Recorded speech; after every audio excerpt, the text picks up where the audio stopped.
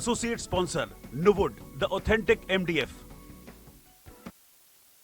और फतेहाबाद के मुद्दे तमाम हैं। आप सभी से गुजारिश करूंगी कि आप सभी अपनी सीट ले लें और इस चर्चा में अपनी भागीदारी निभाएं। सभी से रिक्वेस्ट है, कृपया अपनी चेयर ले लें। फिलहाल मैं मंच पर आमंत्रित करूंगी बलवान दौलतपुरिया पूर्व विधायक और कांग्रेस के नेता को। सर रिक्वेस्ट है कि आप मंच पर आए और यहाँ पर बैठे सभी लोगों से ये रिक्वेस्ट करूंगी कि वो जरा तालियों से स्वागत करिए मंच पर आ रहे सभी मेहमानों का। इस सेशन को होस्ट करेंगे Sundar Solanki, managing editor, India News Haryana. Over to you. बहुत शुक्रिया ममता। लगातार फतेहाबाद कॉन्क्लेव में इस मंच पर जो आवाज, जो बातें, जो मुद्दे अब तक नहीं उठे, 3 बरस की बात करें, 8 बरस की बात करें, वो हमने पूरा प्रयास किया है। बलवान सिंह दौलतपुरिया वरिष्ठ नेता हैं कांग्रेस के। इससे पहले फतेहाबाद की जनता उन पर भरोसा जता चुकी है, यहां से विधायक बनाया उन्हें। ये बलवान सिंह जी दौलतपुरिया, ये आपने अपने पीछे तो दौलत लगा ली। ये जो फतेहाबाद की जनता है वो अभी भी कमजोर, बेरोजगारी और कई सारी दिक्कतों से परेशान है। जो आप 5 बरस रहे, चलिए उनका थोड़ा सा ये बताइए कि 5 बरस में आप लोगों के बीच, हालांकि आप सरकार में नहीं रहे, लेकिन क्या ऐसा भरोसा आप दे नहीं पाए यहाँ के लोगों को कि वो दोबारा आप पर भरोसा करें? सबसे पहले तो मैं इंडियन न्यूज़ हरियाणा को धन्यवाद देना चाहूँगा कि हमारी तो सरकार नहीं सुनती, लेकिन आपके चैनल के माध्यम से अगर हमारे ज़िले फतेहाबाद की समस्याओं से सरकार अवगत हो जाए और उनका समाधान करे तो हम इंडिया न्यूज़ हरियाणा के बड़े धन्यवादी रहेंगे। फर्ज है हमारा, धर्म है हमारा ये। और मेरे से पहले मैं आपके क्वेश्चन का आंसर देने से पहले बताना चाहूँगा, मेरे से पहले मौजूदा विधायक 15-20 मिनट का प्रोग्राम करके गए हैं। उन्होंने 15-20 मिनट में इंडिया न्यूज़ के दर्शकों को सिर्फ झूठ के माध्यम से गुमराह करने का प्रयास किया, लेकिन एक वो सच बोल के गए हैं। उन्होंने कहा था कि चौधरी भजनलाल के राज में यहाँ पे बहुत विकास कार्य हुआ। चौधरी भजनलाल का मतलब है विकासशील नीतियाँ थी कांग्रेस की, वो कांग्रेस की पार्टी की नीतियों की विकास की बात थी। तो उन्होंने खुद प्रत्यक्ष रूप से भाजपा सरकार को नकारा घोषित किया है। दूसरी बात, आपने ये कहा कि आप 5 साल विधायक रहे और आपने क्या विकास कार्य किया, क्या पब्लिक के लिए किया। तो मैं आपको सोलंकी साहब बताना चाहूँगा कि मैं विपक्ष का विधायक होते हुए भी फतेहाबाद के अंदर नई अनाज मंडी बनाने का काम किया। हमारी नई अनाज मंडी 7-8 में ज़मीन एक्वायर हो गई थी, लेकिन 14 तक किसी सिंगल आदमी ऑब्जेक्शन नहीं था। उसके बावजूद भी सरकार ने वो फाइल डस्टबिन में डाल रखी थी। मैंने विधानसभा के प्लेटफॉर्म पे आवाज़ उठाई, मुख्यमंत्री से मिला, मैंने कहा सिंगल आदमी के ऑब्जेक्शन नहीं है और सरकार ने जब ज़मीन एक्वायर कर लिया तो आप हमें सुविधा देनी चाहिए। उसके बाद में हमारी नई अनाज मंडी बनी। इसी तरह से ढांड के अंदर परचेज सेंटर की मांग बहुत दिनों से थी, क्योंकि ढांड एक हमारा बड़ा मिड पॉइंट है। उससे पूर्व में 20 किलोमीटर अग्रवा है, दक्षिण में 20 किलोमीटर आदमपुर है, पश्चिम में 20 किलोमीटर भट्टू है और उत्तर में 20 किलोमीटर फतेहाबाद है। वहाँ पे परचेज सेंटर की बड़ी भारी जरूरत थी, वो मेरे प्रयासों से बना। और तीसरी बात, भुन्ना के अंदर एक कॉलेज बनाने का काम किया। और मेरे से पहले मैं सुभाष बराड़ा जी को सुन रहा था, वो कॉलेज के बारे में कह रहे थे, लेकिन सुभाष बराड़ा जी कॉलेज को भुन्ना से टवाणा हल्के के किसी गांव में लगाना चाहते थे। मैंने मुख्यमंत्री जी से मिला, मैंने उनको कन्विंस किया कि बस स्टैंड के सामने सरकार की जमीन है, स्टेडियम है, वो आप अधिग्रहित करें और वहाँ पे आप कॉलेज खोलें, ताकि हमारी बच्चियां दूर दराज से आएंगी, बस के अंदर बैठेंगी, बस में उतरेंगी, कॉलेज में जाएंगी, कॉलेज से निकलेंगी, बस के अनुसार जाएंगी। विधायक जी ये कह रहे हैं कि 200 बेड का हॉस्पिटल बन रहा है, ठीक है। ये कह रहे हैं कि जो वो रोड चौड़ीकरण ये सारा गिनवाया, ये कह रहे हैं कि अभी वो बस स्टैंड तैयार है। ये क्या झूठ बोल रहे हैं? बस स्टैंड की बात करते हैं? नहीं, ये है कि नहीं? मैं आपको बताता हूँ बस स्टैंड की बात।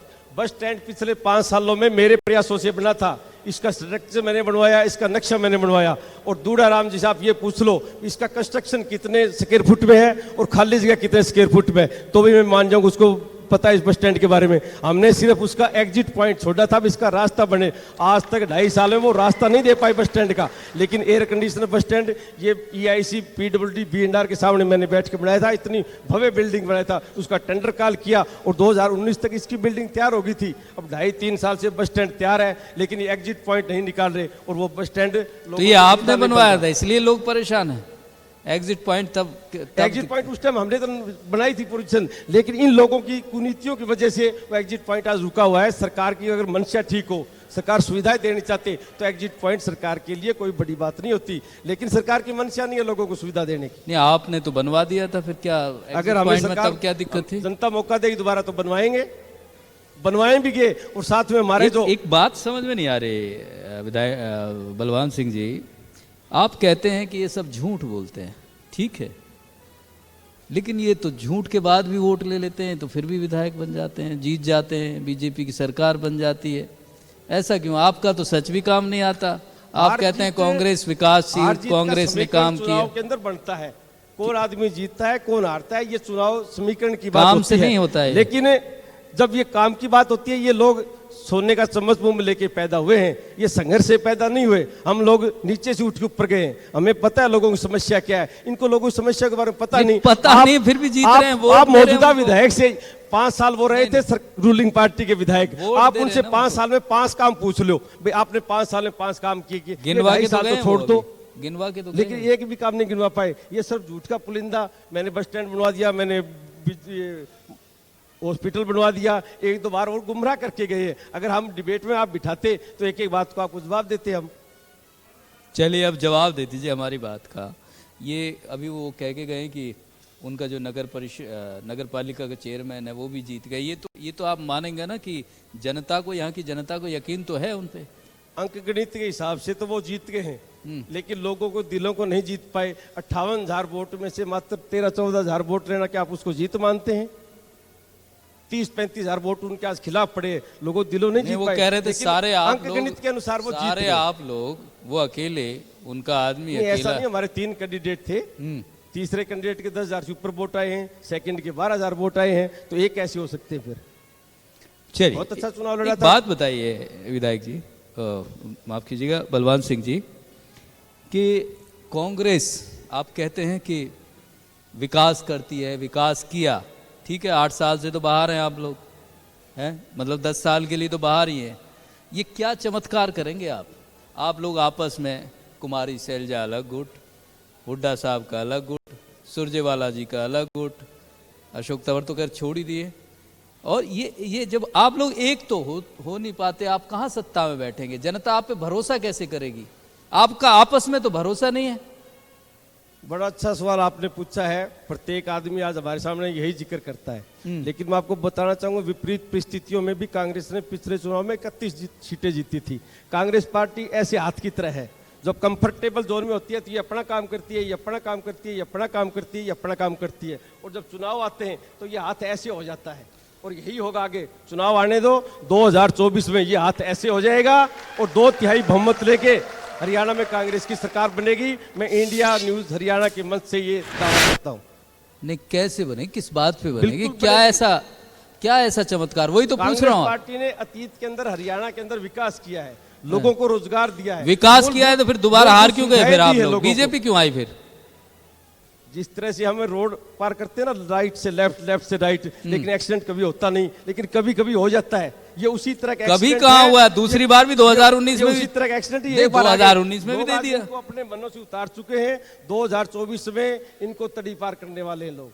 ये ऐसा तो नहीं है विधायक जी, आप ऐसे ही ये सपने लेते रहे और फिर ये बन जाए? ये तो धरातल की बात है। अच्छा, ये बात तो मानेंगे ना आपकी गुटबाजी है, आपकी पार्टी में गुटबाजी है? कोई गुटबाजी नहीं है पार्टी के अंदर, पार्टी सारी एकजुट है। ये सिर्फ हमारे विरोधी पक्ष के लोगों का भ्रामक प्रचार है और गोदी मीडिया का। फतेहाबाद में जब रैली हुई आप ही नहीं गए उसमें? फतेहाबाद में जब रैली हुई कांग्रेस की, आप ही नहीं थे उसमें? जरूरी नहीं है कि हर प्रोग्राम में हर कोई जाए जी, कई आदमियों कहीं कोई काम हो सकता है इसलिए हो जाए, लेकिन फतेहाबाद की कांग्रेस हो चाहे हरियाणा की कांग्रेस हो, कांग्रेस सारी एक है, एकजुट है। ये मैं आपको दावे के साथ कहता हूँ। अच्छा, अब लोग कहने लगे कि अब कांग्रेस में वो बात नहीं रही, आम आदमी पार्टी दिल्ली में अपना कमाल दिखा चुकी है, पंजाब में दिखा चुकी है। अब लोगों का भरोसा कांग्रेस की बजाय जो विकल्प है अब आम आदमी बनती जा रही है। आप तो मतलब विपक्ष की जो कुर्सी है वो भी आपसे छिनती हुई नजर आ रही है। आम आदमी पार्टी ने भी स्थानीय निकाय चुनाव लड़े थे, हाँ। उनको अपना पता लग गया वो धरातल पे वो कहाँ खड़े हैं।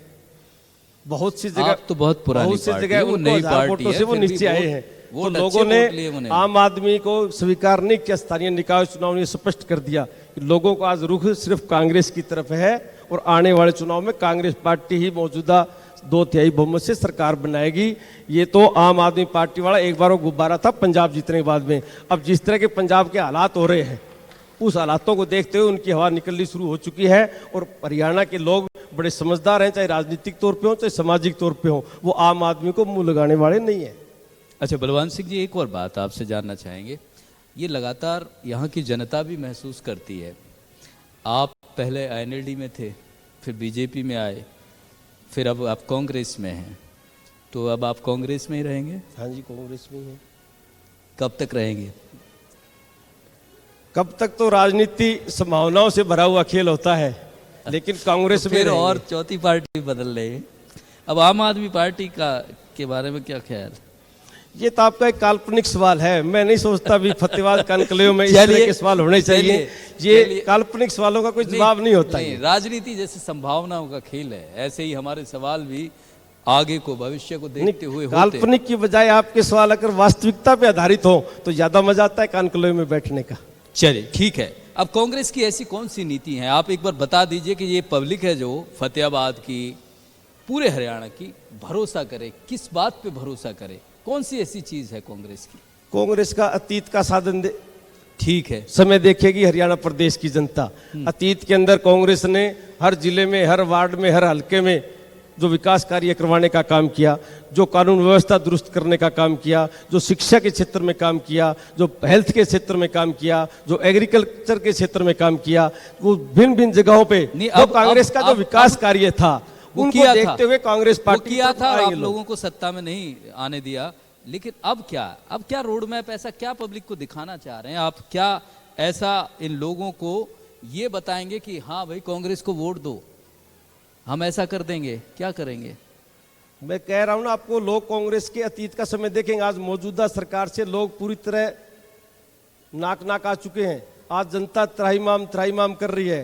कोई पेपर ऐसा नहीं है जो लीक ना हो। ना कोई इन्होंने एग्रीकल्चर में कोई डेवलपमेंट किया है, ना शिक्षा के क्षेत्र में किया है, ना हेल्थ के क्षेत्र में किया है, ना किसी दूसरे सेक्टर में इन्होंने कोई विकास की एक ईंट नहीं लगाई। ये तो इवेंट मैनेजमेंट पार्टी है जो 1 रुपए को 1000 रुपए दिखाने का प्रयास करती है और लोगों को गुमराह करके उनकी आंखों में धूल झोंकने का काम करती है। अब हरियाणा प्रदेश की जनता इनको समझ चुकी है। चलिए एक आखिरी सवाल आपसे जानना चाहेंगे कि आपको अगर यहाँ ये जो फतेहाबाद की जनता है वो अगर, हाँ कुछ सवाल लेना चाह रहे हैं, हमारी सहयोगी हैं सबसे पहले ममता। तो फतेहाबाद में इंडिया न्यूज़ का बहुत बहुत स्वागत जी। आप सवाल पूछिए। सवाल ये है जी, बीजेपी जो अभी कह रहे थे, दूड़ाराम जी जो अभी कह के गए थे, उन्होंने, मैं पूछना चाहता हूँ कि फतेहाबाद के अंदर जो युवाओं के प्रति कितना बुरा हाल है। गांव के अंदर जाके देखें, फतेहाबाद में देखें, बड़ा बुरा हाल है। उनको वही है ना कि एक सुनने की क्षमता नहीं है। वो उन्होंने आधा घंटा टाइम दिया और उसी टाइम चले गए।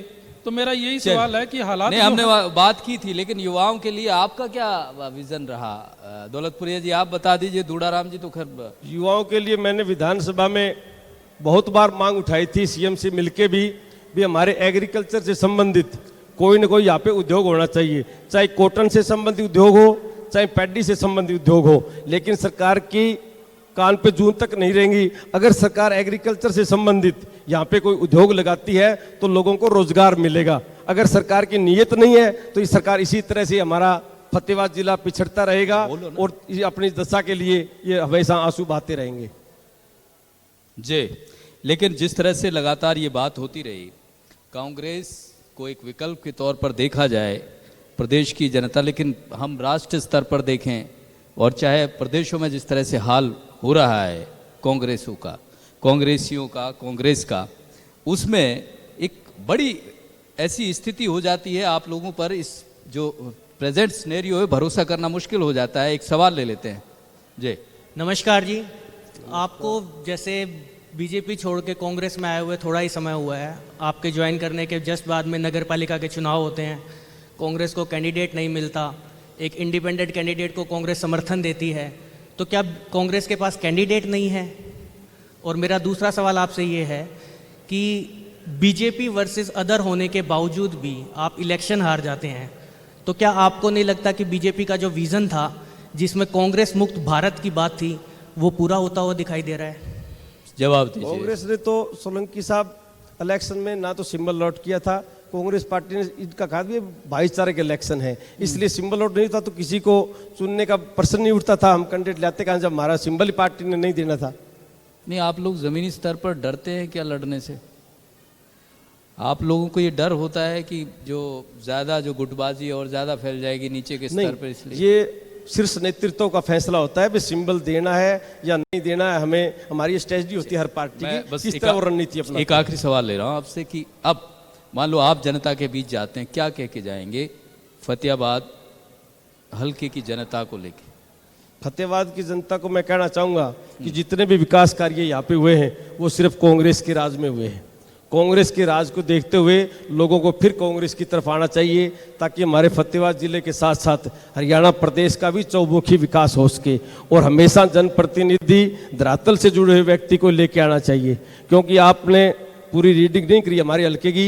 हमारे फतेहाबाद के भुन्ना में एक सबसे बड़ा भुन्ना शुगर मिल था, 2006-7 के अंदर सरकार ने नीलाम कर दिया था। और उसका अगर कोई एक व्यक्ति सबसे बड़ा गुनाहगार है तो मैं आज के मौजूदा विधायक आदरणीय चौधरी दूड़ाराम को उसका गुनाहगार मानता हूं, क्योंकि सरकार 40-45 करोड़ के लिए सरकारें नहीं रुकती। अगर मौजूदा विधायक उस समय सीएम ऑफिस के सामने, सीएम हाउस के सामने मरणव्रत रख देता, भाई इस मिल को मैं बिकने नहीं दूंगा, तो सरकार की हिम्मत नहीं थी, वो मिल बिक जाती। लेकिन हमारे जनप्रतिनिधि के नकारा रवैये के कारण आज फतेहाबाद जिले का जितना नुकसान हुआ है शायद आज तक नहीं हुआ। इतना बड़ा अगर उद्योग हमारे चलता तो लोगों को रोजगार मिलता, लोगों को काम मिलता और गन्ने की खेती की तरफ लोगों का रुझान होता। चलिए, बहुत शुक्रिया। बहुत बातें इस तरह की रखी, ये मुद्दे रखे, शुगर मिल का एक बड़ा विषय था। विधायक जी से जवाब फिर मौका मिलेगा तो जरूर लेंगे। बेहद शुक्रिया हमसे जुड़ने के लिए, धन्यवाद। बलवान सिंह दौलतप्रिया जी। ओवर टू यू ममता। तो फिलहाल फतेहाबाद कॉन्क्लेव में तमाम तरीके के सवाल जनता के थे। विकास को लेकर उनके प्रतिनिधि ने अपने अपने सवाल रखे, चाहे फिर वर्तमान के विधायक हो, पूर्व विधायक हो, सांसद हो, सभी इस मंच पर बैठे और उन्होंने तमाम तरीके से अपने विकास मॉडल को आपके सामने प्रेजेंट किया। आप सभी का भी बहुत धन्यवाद इस इंडिया न्यूज हरियाणा के फतेहाबाद कॉन्क्लेव में पहुंचने के लिए। फिलहाल फतेहाबाद कॉन्क्लेव में आज के लिए बस इतना ही। बाकी अन्य खबरों के लिए बने रहिए इंडिया न्यूज हरियाणा के साथ। नमस्कार। Associate sponsor, Nuwood, the authentic MDF.